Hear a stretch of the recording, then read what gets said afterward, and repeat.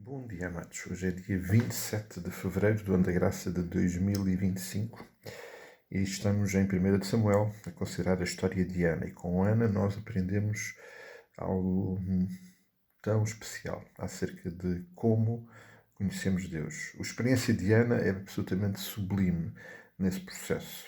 Ana era de uma família temente ao Senhor, portanto tinha conhecimento do seu Deus, mas na sua experiência de vida, lidando com as suas dificuldades, particularmente o facto de ser estéril, ela realmente foi exposta a um conhecimento de Deus que ela não tinha antes.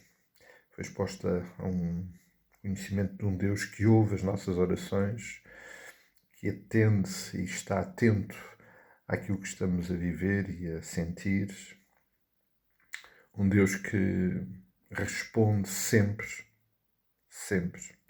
E a sua resposta é sempre extraordinária e sobrenatural, mesmo quando não é aquela que nós esperávamos e pedimos, porque Ele é soberano, porque Ele sabe o que é melhor para nós e porque Ele tem planos, Ele tem propósitos. E neste caso, Deus decidiu incluir os desejos de Ana nos seus propósitos. Incluiu Ana, incluiu Samuel, seu filho. Mas com Ana nós também aprendemos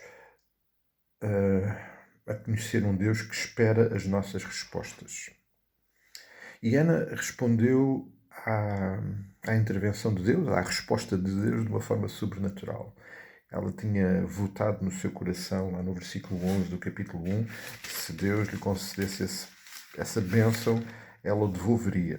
Ou seja, devolveria o filho. E isto não foi uma metáfora, foi real. De facto, no fim do capítulo 1, vemos Ana, já com o menino desmamado, mais crescido, ir ao templo e entregar o seu filho literalmente. Diz o versículo 18 do capítulo 2: Samuel ministrava perante o Senhor, sendo ainda menino, vestido de uma estola sacerdotal de linho. Sua mãe lhe fazia uma túnica pequena, de ano em ano lhe trazia quando com o seu marido subia a oferecer sacrifício anual. Ou seja, Ana entregou literalmente, respondeu dessa forma à intervenção de Deus. E é de notar, amados, e que isso nós aprendemos com Ana, a forma e o sentimento do coração com que ela o fez. Isso está muito bem explícito no início do capítulo 2, porque no início do capítulo 2 de 1 de Samuel temos um cântico, uma oração de Ana. E Ana foi ao templo entregar o seu filho. E convém que nós percebamos bem o que está aqui a acontecer. Uma mãe que era estéril, que recebeu um filho, e que vai ao templo, que é distante da sua casa, e deixa o seu filho criança lá e volta para casa sem ele. E qual é o sentimento do coração de Ana? Isso nós aprendemos, e que só pode ser resultado de alguém que conhecia muito bem o seu Deus e que sabia que o que estava a fazer era algo que agradava ao Senhor. Então, o capítulo 2 começa da seguinte forma: Então orou Ana e disse: O meu coração se regozija no Senhor, a minha força está exaltada no Senhor. Na minha boca se ri dos meus inimigos, porquanto me alegro na tua salvação. Não há santo como o Senhor, porque não há outro além de ti.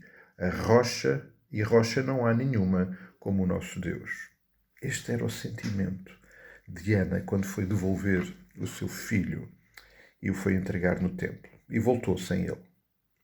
Amados, o que é que nós estamos a fazer com as respostas de Deus às nossas orações? Sabendo que Deus nem sempre responde de acordo com os nossos desejos, mas sabendo, e isso aí é muito importante no que diz respeito ao conhecimento que temos de Deus, que aquilo que Deus quer e deseja é sempre o melhor para nós. O que é que nós estamos a fazer? E sabem, este é um exemplo em que Deus respondeu de acordo com os desejos de Ana, mas a resposta de Ana foi, eu ponho entre aspas, uma loucura. foi além dos limites. Ela entregou literalmente o seu filho. Às vezes recebemos as bênçãos de Deus e guardamos-las para nós e esquecemos completamente de responder a quem nos concedeu tão grandes bênçãos.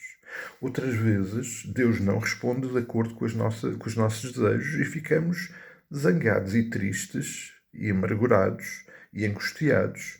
E esquecemos que se Deus não está a dar o que desejamos, é porque não faz parte dos seus planos e não é melhor para nós. Porque Deus é perfeito, Deus é justo, Deus não se engana na sua ação, mesmo quando Ele não responde de acordo com os nossos desejos. Ou seja, os nossos desejos, a nossa oração, não estão de acordo com os seus planos. E aí entra esta experiência extraordinária de conhecer Deus. E não é errado pedir algo ao Senhor, mesmo que depois a resposta venha a ser não. O Senhor Jesus teve essa experiência. O Senhor Jesus orou ao Pai e disse: Pai, se for possível, passa de mim este cálice. E não era possível. E nem por isso o Senhor Jesus deixou de responder com amor, com entrega, com fidelidade àquilo que o Pai tinha determinado e que estava no coração dele também. O que é que nós andamos a fazer com as respostas de Deus? Qual é a nossa resposta às respostas de Deus? Eu creio que vale a pena pensar nisso e adotar o mesmo sentimento que Ana teve, que é um sentimento de gratidão, de alegria e de fidelidade no que diz respeito às nossas respostas, porque Deus é absolutamente fiel. Um dia muito abençoado, cuidamos-nos em oração, precisamos de o fazer uns pelos outros. Um forte abraço, até logo, até amanhã, até quando o Senhor assim o permitir.